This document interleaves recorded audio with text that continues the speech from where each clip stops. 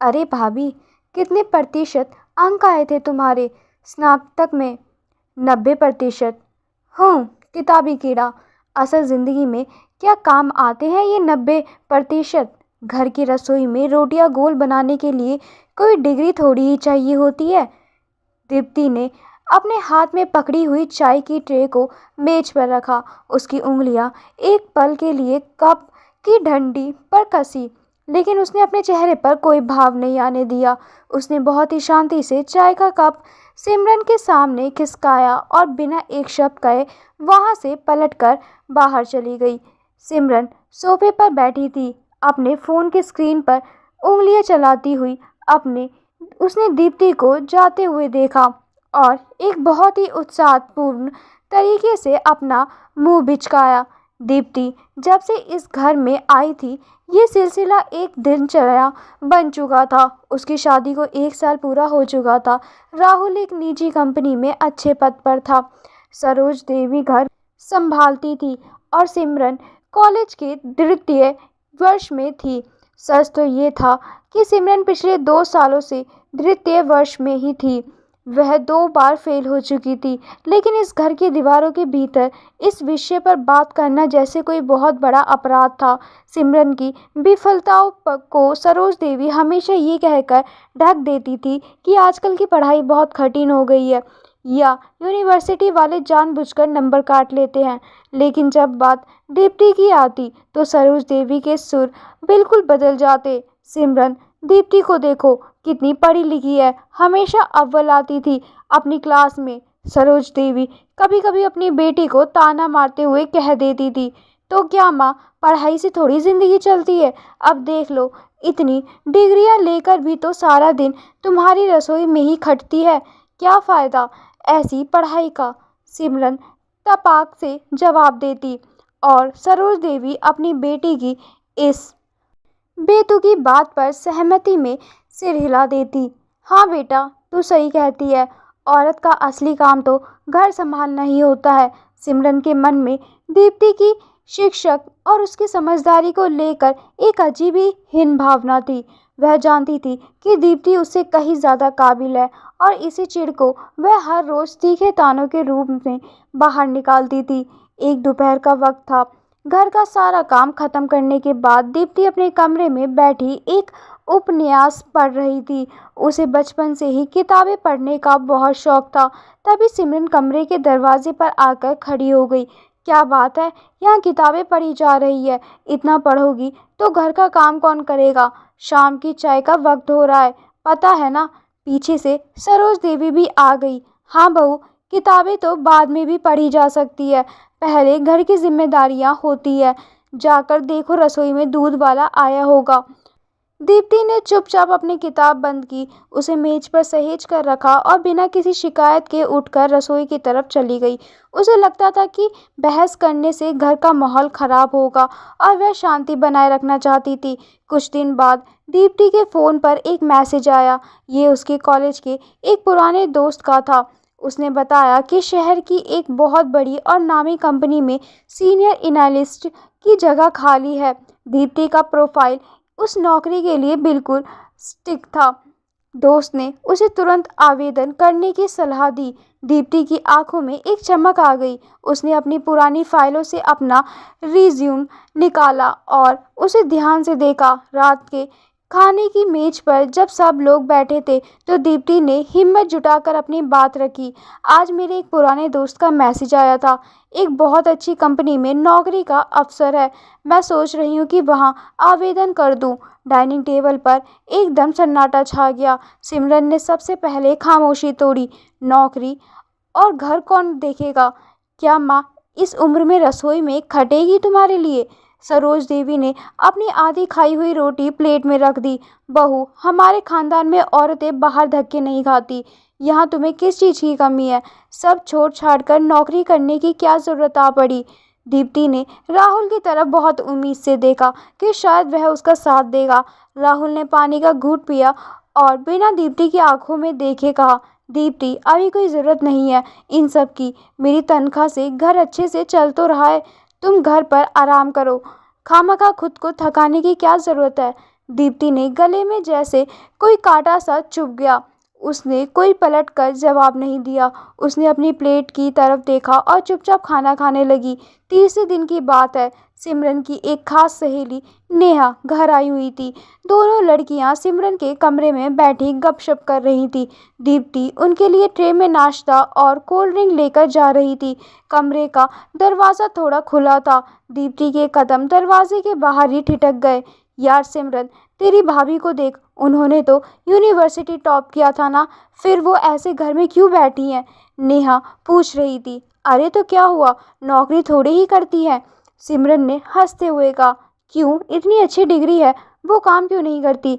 सिमरन ने एक बहुत ही व्यंग्यात्मक और घमंड भरी हंसी के साथ जवाब दिया।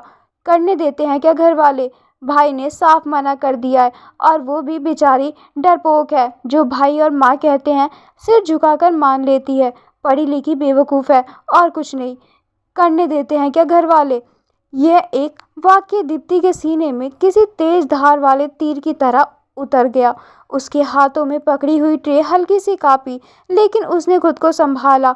उसने चेहरे पर एक बनावटी मुस्कान ओढ़ी, अंदर जाकर नाश्ता रखा और वापस अपने कमरे में आ गई। उस रात कमरे में बहुत घुटन थी। राहुल गहरी नींद में सो रहा था। दीप्ति उठी और अपनी अलमारी के सबसे निचले हिस्से से अपनी एक पुरानी डायरी निकाली। उसने अपनी वो फाइल भी निकाली जिसमें उसके सारे सर्टिफिकेट्स और वो सर्वंट पत्र रखा था जो उसे दीक्षांत समारोह में मिला था। उसने डायरी का एक कोरा पत्ता खोला और उसने अपने कांपते हाथों से लिखना शुरू किया। मेरे 90% अंक थे। मैं अपनी पूरी यूनिवर्सिटी की टॉपर थी। आज भी मेरे प्रोफेसर मेरा नाम गर्व से लेते हैं, पर इस घर में मेरी हैसियत शून्य है। सिमरन 2 बार अपनी परीक्षा में अनुत्तीर्ण हो चुकी है, पर इस घर में वो हीरो है। उसकी हर बात सुनी जाती है। यह फ़र्क क्यों है? यह फ़र्क इसलिए नहीं है कि वो इस घर की बेटी है और मैं बहू। ये फ़र्क इसलिए है क्योंकि मैंने खुद को शून्य बनने दिया है। मैंने अपने आत्मसम्मान को रसोई के बर्तनों के नीचे दबा दिया, पर अब और नहीं। अगली सुबह दीप्ति के चेहरे पर एक अलग ही सुकून और दृढ़ता थी। उसने राहुल के ऑफिस जाने के बाद अपना लैपटॉप खोला और उस कंपनी में अपना आवेदन भेज दिया। उसने घर में किसी को इस बात की भनक तक नहीं लगने दी।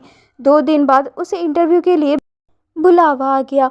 उसने सरजा देवी से कहा कि उसे अपनी एक पुरानी सहेली से मिलने जाना है। वह एक बहुत ही साफ सुथरी और पेशेवर साड़ी पहनकर इंटरव्यू देने गई। जब वह इंटरव्यू पैनल के सामने बैठी तो उसके अंदर का वो सोया हुआ आत्मविश्वास फिर से जाग उठा था। उसने हर सवाल का जवाब इतनी सटीकता और गहराई से दिया कि सामने बैठे अधिकारी भी प्रभावित हुए बिना नहीं रह सके। परिणाम स्वरूप उसे उसी दिन चुन लिया गया। जब दीप्ति के हाथ में नियुक्ति पत्र जॉइनिंग लेटर आया तो उसकी आंखों से खुशी के आंसू छलक पड़े। वह बस से घर लौट रही थी और बाहर की दुनिया उसे आज बहुत ही आज़ाद और खुली लग रही थी। उस शाम रात के खाने पर माहौल बिल्कुल सामान्य था। जब लोग डाइनिंग टेबल पर बैठे थे, दीप्ति ने अपने प्लेट में खाना निकालने से पहले एक गहरी सांस ली। मुझे आप सबसे एक बहुत ज़रूरी बात बतानी है। सबने अपनी नज़रें उठाई। क्या बात है? सरोज देवी ने पूछा। मुझे नौकरी मिल गई है। अगले हफ्ते सोमवार से मेरी ज्वाइनिंग है, दीप्ति ने बहुत ही स्पष्ट और शांत स्वर में कहा। टेबल पर ऐसा सन्नाटा छा गया जैसे किसी ने वक्त को रोक दिया हो। सिमरन की आंखें फटी रह गई। तुमने आवेदन दिया था? हाँ, दीप्ति ने बिना झिझक के जवाब दिया। पर बहू सरोज देवी का चेहरा तमतमा गया। तुम घर की जिम्मेदारियां छोड़कर माँ जी, दीप्ति ने उन्हें बहुत ही अदब लेकिन दृढ़ता से बीच में ही रोक दिया। घर की कोई भी जिम्मेदारी नहीं छूटेगी। घर पहले भी चल रहा था और आगे भी चलता रहेगा। मैं सुबह जल्दी उठकर सारा काम खत्म करके जाऊंगी और शाम को लौटकर बाकी का काम संभाल लूंगी। आपको किसी चीज की कमी महसूस नहीं होगी। राहुल, जिसे अपने पुरुष पार्थ पर चोट लगती हुई महसूस हो रही थी, उसने अपनी आवाज़ को थोड़ा कठोर करते हुए कहा। तृप्ति, ये क्या बचकाना है? तुमने मुझसे पूछा तक नहीं। दीप्ति ने राहुल की आंखों में सीधे देखा। उस नज़र में एक ऐसी आग थी जिसे राहुल ने आज से पहले कभी नहीं देखा था। राहुल, मेरा नाम दीप्ति है। राहुल एकदम से चौंक गया। और ये नौकरी मैं करूँगी? ये मेरा फैसला है। सिमरन ने ताना मारते हुए कहा। माँ देखो इन्हें कैसे जवाब दे रही हैं। ये घर है, यहाँ कुछ नियम होते हैं, अपनी मर्जी से सब कुछ नहीं चलता। सिमरन, दीप्ति की आवाज़ में अब कोई नरमी नहीं थी। नियम सबके लिए बराबर होने चाहिए। अगर नियम है तो वो सिर्फ मेरे लिए क्यों? मतलब? सिमरन ने अपनी बोहें सिकोड़ी। तुम रोज अपनी मर्जी से कॉलेज जाती हो, दोस्तों के साथ घूमती हो, तुम्हें कोई नहीं रोकता। मैं अपनी काबिलियत के दम पर एक दफ्तर में जाकर काम करना चाहती हूँ, तो मुझे क्यों रोका जाए? वो अलग बात है, सिमरन ने अपना बचाव करते हुए कहा। कैसे अलग है सिमरन, जरा मुझे भी समझाओ।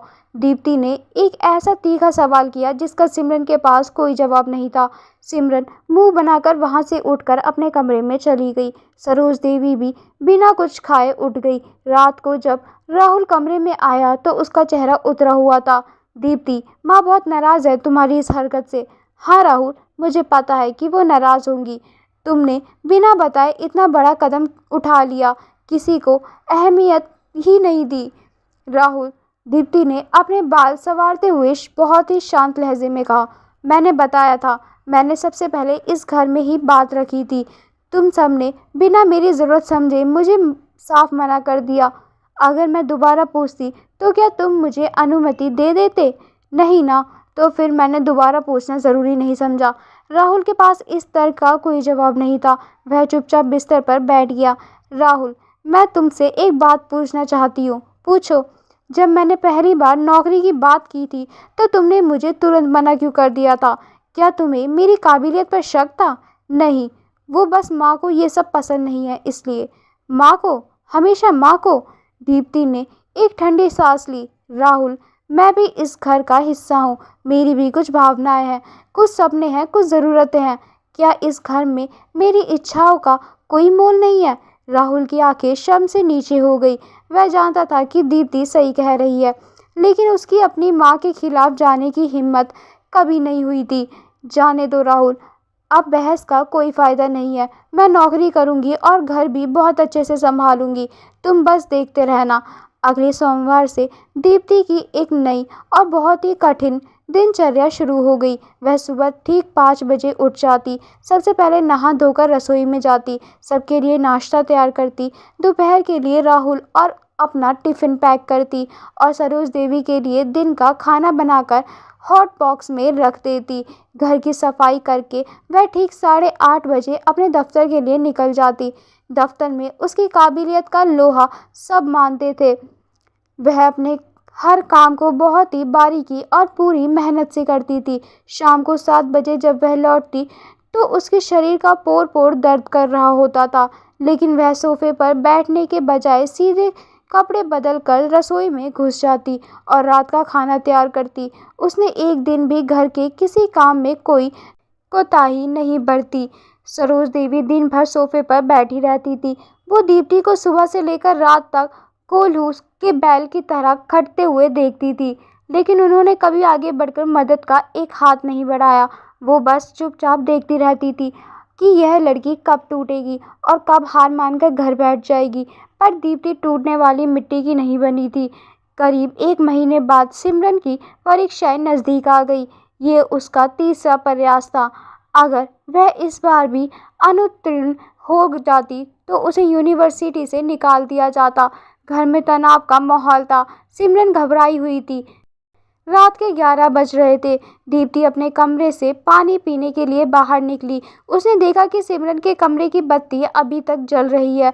वह दबे पांव सिमरन के कमरे के पास गई। सिमरन अपनी किताबों के बीच सिर पकड़कर बैठी थी। उसके चेहरे पर निराशा और डर साफ दिखाई दे रहा था। दीप्ति ने दरवाजे पर हल्की सी दस्तक दी और अंदर चली गई। क्या हुआ सिमरन, इतनी रात को परेशान क्यों बैठी हो? सिमरन ने तुरंत अपनी किताबें समेटने की कोशिश की और रूखेपन से कहा, कुछ नहीं, आप जाइए यहाँ से। तुम्हारी परीक्षा है ना परसों? सिमरन चुप रही। कौन सा विषय है? दीप्ति ने बहुत ही नरमी से पूछा। अर्थशास्त्र। मुझे इसमें कुछ समझ नहीं आ रहा है। सारे रेखा चित्र और सिद्धांत मेरे दिमाग से ऊपर जा रहे हैं। सिमरन की आवाज़ में रुलाई थी। दीप्ति मुस्कुराई। वह सिमरन के पास जाकर कुर्सी खींचकर बैठ गई। अर्थशास्त्र मेरा सबसे पसंदीदा विषय था सिमरन। लाओ मुझे दिखाओ, तुम्हें कहाँ परेशानी हो रही है? सिमरन ने झिझकते हुए कहा। भाभी, तुम क्यों? मैंने तो हमेशा तुम्हारे साथ। बैठो सिमरन, यह वक्त पुरानी बातें याद करने का नहीं है। किताब खोलो, दीप्ति ने एक शिक्षक की तरह बहुत ही प्यार और अधिकार से कहा। सिमरन बैठ गई। दीप्ति ने किताब अपने हाथ में ली और उन मुश्किल सिद्धांतों को इतने सरल और असल जिंदगी के उदाहरणों के साथ समझाना शुरू किया कि सिमरन को सब कुछ एक कहानी की तरह समझ आने लगा। मांग और आपूर्ति से लेकर राष्ट्रीय आय तक दीप्ति ने रात के 2 बजे तक सिमरन को पढ़ाया। अगली सुबह सिमरन अपनी परीक्षा देने गई और दीप्ति अपने दफ्तर। शाम को जब सिमरन घर लौटी तो उसका चेहरा खिला हुआ था। उसमें एक अलग ही चमक थी। दीप्ति रसोई में चाय बना रही थी। सिमरन सीधे रसोई में गई। भाभी, दीप्ति ने मुड़कर देखा। हाँ सिमरन, कैसा रहा तुम्हारा पेपर? पेपर बहुत अच्छा गया भाभी। सारे वही सवाल आए थे जो रात को आपने मुझे समझाए थे। मैंने सारे रेखा चित्र बिल्कुल सही बनाए हैं। ये तो बिल्कुल अच्छी बात है। दीप्ति ने मुस्कुराते हुए चाय छानी। ये सब आपकी वजह से हुआ है भाभी। अगर रात को आपने मुझे नहीं पढ़ाया होता तो मैं आज खाली पन्ने छोड़कर आ जाती। मेरी वजह से नहीं सिमरन, तुम्हारी खुद की मेहनत और लगन से हुआ है। तुमने समझने की कोशिश की, इसलिए समझ आया। भाभी, सिमरन कुछ कहना चाहती थी लेकिन उसके शब्द गले में अटक रहे थे। चाय पियोगी? दीप्ति ने एक प्याला उसकी तरफ बढ़ाते हुए पूछा। सिमरन ने दोनों हाथों से प्याला थाम लिया और नम आंखों से हाँ में सिर हिला दिया। वक्त अपनी रफ्तार से गुजरता रहा। 3 महीने और बीत गए। दीप्ति की कंपनी को एक बहुत बड़ा और महत्वपूर्ण प्रोजेक्ट मिला था। कंपनी के प्रबंधन ने दीप्ति की पिछली परफॉर्मेंस को देखते हुए इस पूरे प्रोजेक्ट का नेतृत्व दीप्ति को सौंप दिया। यह दीप्ति के लिए एक बहुत बड़ी चुनौती थी। उसने दिन रात एक कर दिया। घर के काम से लेकर दफ्तर की लेट नाइट मीटिंग्स तक उसने हर मोर्चे पर डट कर सामना किया। प्रोजेक्ट बहुत ही सफलता के साथ पूरा हुआ। कंपनी के सीए ने खुद एक मीटिंग में दीप्ति की तारीफ की और उसे एक प्रशंसा पत्र के साथ साथ एक बड़ा बोनस भी दिया। उस शाम दीप्ति जब घर आई तो उसके चेहरे पर थकान से ज़्यादा एक विजयी मुस्कान थी। राहुल कमरे में लैपटॉप पर कुछ काम कर रहा था। दीप्ति ने वह प्रशंसा पत्र और बोनस का लिफाफा राहुल के सामने रख दिया। राहुल ने लिफाफा खोला और पत्र पढ़ा। उसकी आंखें फैल गई। दीप्ति, ये तो बहुत शानदार है। कंपनी के सबसे बड़े अधिकारी ने तुम्हारी तारीफ की है। हाँ, दीप्ति ने बहुत ही शांति से जवाब दिया। क्या मैं ये माँ को दिखाऊं? राहुल के स्वर में आज अपनी पत्नी के लिए एक सच्चा गर्व था। तुम्हारी मर्जी है, दीप्ति ने अपने गहने उतारते हुए कहा। राहुल तुरंत वो पत्र लेकर बाहर गया। सरोज देवी टीवी देख रही थी। माँ, ये देखो, दीप्ति की कंपनी ने उसे ये सम्मान पत्र दिया है। उसने अपनी कंपनी को बहुत बड़ा फायदा करवाया है। राहुल ने उत्साह से वह पत्र अपनी माँ के हाथों में थमा दिया। सरोज देवी ने अपना चश्मा पहना और पत्र को बहुत ध्यान से पढ़ा। ये हमारी बहू ने किया है? सरोज देवी की आवाज़ में एक अजीब सा कंपन था। हाँ माँ, आपकी बहू ने। जो सुबह 5 बजे उठकर आपके लिए रोटियां बनाती है, उसी ने बाहर जाकर इतना बड़ा मुकाम हासिल किया है। सरोज देवी बिल्कुल चुप हो गई। उन्होंने पत्र को वापस राहुल के हाथ में दे दिया और बहुत देर तक शून्यता में देखती रही। उस रात जब पूरे घर में सन्नाटा छा गया था, सरोज देवी धीरे धीरे चलते हुए दीप्ति के कमरे में आई। राहुल सो चुका था और दीप्ति अपनी एक किताब पढ़ रही थी। बहू, दीप्ति ने किताब नीचे रखी और तुरंत अपनी जगह से खड़ी हो गई। जी माँ जी, कुछ चाहिए आपको? पानी लाऊं? नहीं बहू, बैठो तुम। सरोज देवी दीप्ति के बिस्तर के किनारे बैठ गई। मैंने वो पत्र देखा आज। जी, मैंने तुम्हें बाहर जाने से रोका था, तुम्हारे रास्तों में रुकावट डाली थी। दीप्ति चुप रही। मैंने बहुत गलत किया था बहू। सरोज देवी की आंखों से एक आंसू छलक कर उनके गाल पर आ गिरा। दीप्ति ने आगे बढ़कर अपनी सास का हाथ पकड़ लिया। और तुमने सिमरन को भी पढ़ाया, रात रात भर जागकर, जबकि हमने हमेशा तुम्हारे साथ सौतेला व्यवहार किया था। माँ जी, वो मेरी भी तो बहन है। जिस इंसान को हमने इस घर की 4 दीवारी में कैद करना चाहा, उसी इंसान ने हमारी डूबती हुई बेटी का हाथ पकड़ा। मुझे अपने आप पर बहुत शर्म आती है बहू। माँ जी, ऐसा मत कहिए। आपने बस वही किया जो आपने अपने जीवन में सीखा था। मुझे आपसे कोई शिकायत नहीं है। नहीं बहू, सच तो सच होता है। तुमने आज साबित कर दिया कि असली शिक्षा क्या होती है। सरोज देवी ने दीप्ति के सर पर हाथ रखा और अपने कमरे में चली गई। अगले दिन सुबह सिमरन का रिजल्ट आने वाला था। घर में एक अलग ही घबराहट थी। सिमरन अपने कमरे में लैपटॉप के सामने बैठी थी। अचानक उसके कमरे से एक जोरदार चीख आई। भाभी, ओ भाभी! सिमरन दौड़ती हुई रसोई में आई, जहां दीप्ति नाश्ता बना रही थी। मैं पास हो गई भाभी, मैं पास हो गई, और वो भी फर्स्ट डिवीजन से। सिमरन ने दीप्ति को कसकर गले लगा लिया। दीप्ति ने मुस्कुराते हुए उसकी पीठ थपथपाई। मैं जानती थी सिमरन, तुम कर सकती थी। सिमरन ने दीप्ति को छोड़ा और उसकी आंखों में बहुत ही गहराई से देखा। भाभी, मैं आपसे एक बात पूछना चाहती हूँ। पूछो। आपने मुझे पढ़ाया, मेरे लिए अपनी रातें खराब की, जबकि मैंने हमेशा आपका मजाक उड़ाया, आपको नीचा दिखाया। फिर भी आपने मेरी मदद क्यों की? हाँ सिमरन, तुमने मुझे नीचा दिखाया था, तुमने मेरा मजाक भी उड़ाया था, तो फिर क्यों भाभी? आप तो मुझे फेल होते हुए देखकर खुश भी हो सकती थी। दीप्ति ने गैस धीमी की और सिमरन के कंधे पर हाथ रखा। सिमरन, तुम अपनी पढ़ाई में फेल हो रही थी, और मैं इंसानियत में फेल नहीं होना चाहती थी। सिमरन की आंखें भर आई। भाभी, आपको याद है एक दिन मैंने आपसे एक बहुत गंदी बात कही थी? क्या? मैंने कहा था कि असल ज़िंदगी में तुम्हारे 90% क्या काम आएंगे। हाँ, मुझे बहुत अच्छी तरह याद है। मुझे मेरा जवाब मिल गया भाभी, सिमरन ने अपने आंसू पोंछते हुए कहा। क्या जवाब मिला? यही कि आपके उस 90% ज्ञान ने ही आज मुझे पास कराया है, और सिर्फ मुझे परीक्षा में ही पास नहीं कराया, बल्कि अपनी समझदारी से इस पूरे घर को भी पास करा दिया। दीप्ति हंस पड़ी। सिमरन भी उसके साथ जोर जोर से हंसने लगी। उस घर की रसोई में आज पहली बार दो औरतों की इतनी सच्ची और दिल से निकली हुई हंसी गूंज रही थी। उस शाम जब दीप्ति अपने दफ्तर से घर लौटी, तो वह शारीरिक रूप से बहुत थकी हुई थी। उसने अपना बैग सोफे पर रखा और जूते उतारने लगी। तभी सरोज देवी रसोई से बाहर आई। उनके हाथों में अदरक और इलायची वाली चाय का एक गर्म प्याला था। उन्होंने वह प्याला जाकर दीप्ति के सामने सेंटर टेबल पर रख दिया। माँ जी, आपने क्यों तकलीफ की? मैं अभी बना लेती, दीप्ति ने हड़बड़ा कर कहा। पियो बहू, चाय ठंडी हो जाएगी। तुम दिन भर बाहर खट कर आती हो, एक कप चाय तो मैं अपनी बेटी को पिला ही सकती हूँ, सरोज देवी ने बहुत ही वात्सल्य भरे स्वर में कहा।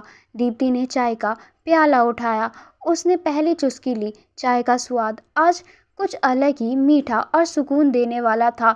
बाहर बालकनी से शाम की ढलती हुई सुनहरी धूप कमरे में आ रही थी। दीप्ति ने उस धूप की तरफ देखते हुए एक गहरी सांस ली। उसने मन ही मन सोचा, मेरे उन 90% अंकों ने मुझे सिर्फ नौकरी दिलाई थी, लेकिन इस घर को, इस परिवार के दिलों को मेरे अंकों ने नहीं जीता, मेरे सब्र ने जीता, मेरी अथक मेहनत ने जीता, और सबसे बढ़कर उस रात ने जीत जब मैंने अपनी नफरत को किनारे रखकर एक दुश्मन को एक दोस्त की तरह पढ़ाया था। शिक्षा सिर्फ कागज की एक डिग्री नहीं होती जो दीवार पर टांग दी जाए। शिक्षा वो रोशनी होती है जो आपके बर्ताव में, आपके धैर्य में और आपके माफ़ कर देने की ताकत में झलकती है। दीप्ति ने अपनी चाय की आखिरी चुस्की ली और एक संतुष्ट मुस्कान के साथ अपनी आंखें बंद कर ली। उसका घर अब सच में उसका घर बन चुका था।